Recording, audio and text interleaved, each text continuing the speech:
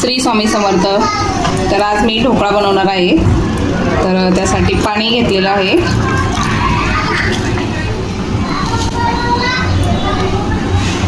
एक चमचा साखर घालायची आहे.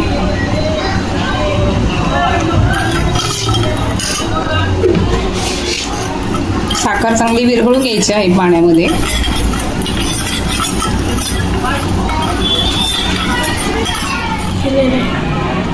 दोन चमचे बेसन पीठ घ्यायचं आहे.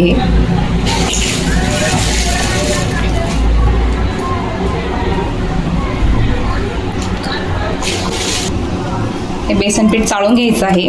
हे घरच्या डाळीचं बेसन पीठ आहे. थोडं जाडसर असल्यामुळं मी ते चाळून घेत आहे.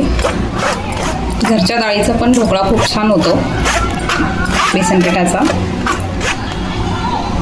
आता हे चाळलेलं बेसन पीठ आहे ते मी भांड्यात काढून घेत आहे.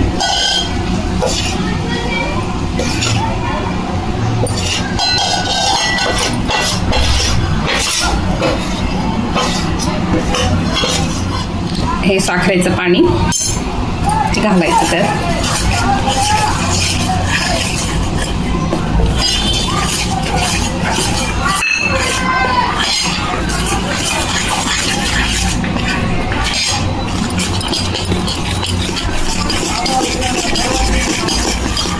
बेसन पीठ अगदी व्यवस्थित फेटलेलं आहे.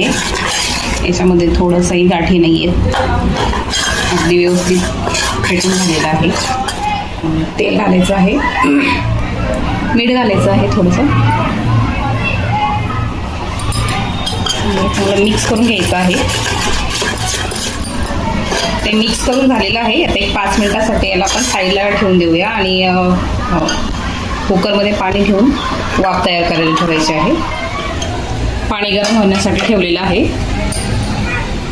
ह्या भांड्यामध्ये मी ढोकळा बनवायला ठेवणार आहे. तर मी ह्या भांड्याला आधी तेल लावून घेत आहे.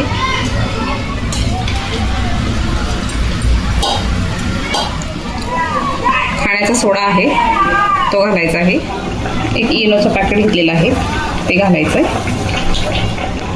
आणि थोडंसं पाणी.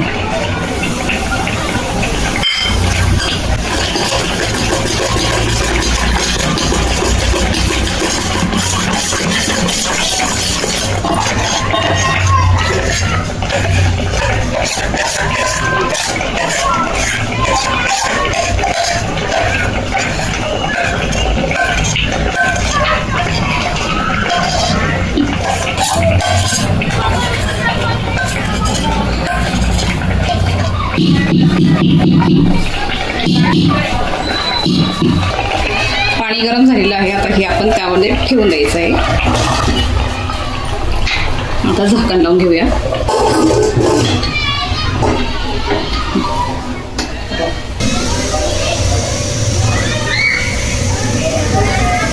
दहा मिनिटासाठी चांगला शिजू द्यायचा आहे. 10 मिनिटांमध्ये ढोकळा तयार. 10 मिनिटं झालेली आहे. आता बघूया आपण झाकण उघडून की ढोकळा झालाय की नाही. जरा चेक करूया.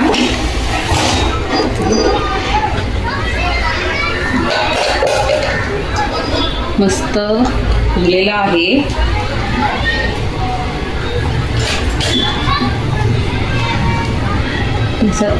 चाकू घालून बघूया. थोडंसं राहिलेलं आहे. 2 मिनिटासाठी परत एकदा झाकण लावून ठेवूया.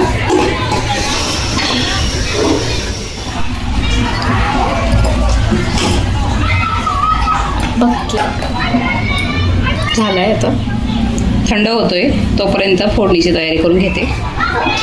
तेल, मोहरी, गॅस बंद करायचा. आता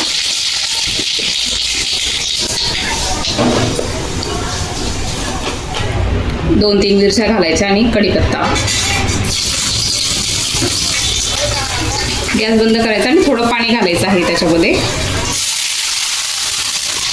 पाणी घालून घ्यायचं. थोडीशी साखर घालायची आहे.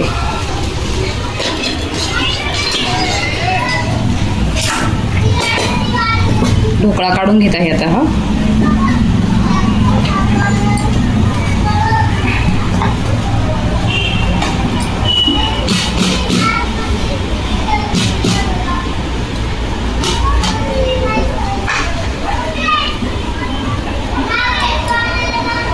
अगदी बघा, अगदी सहज निघालाय बघा. थोडासाही खाली चिकटलेला नाही आहे, त्याला काहीच राहिलं नाही आहे त्याच्यात. कट करून घेऊया, त्याचे काप करायचे.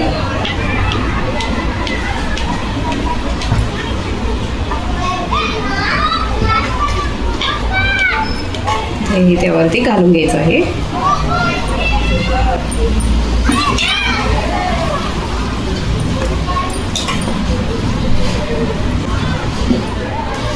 खाण्यासाठी तयार झालेला आहे ढोकळा. बघा कसला मस्त स्पंजी झालेला आहे.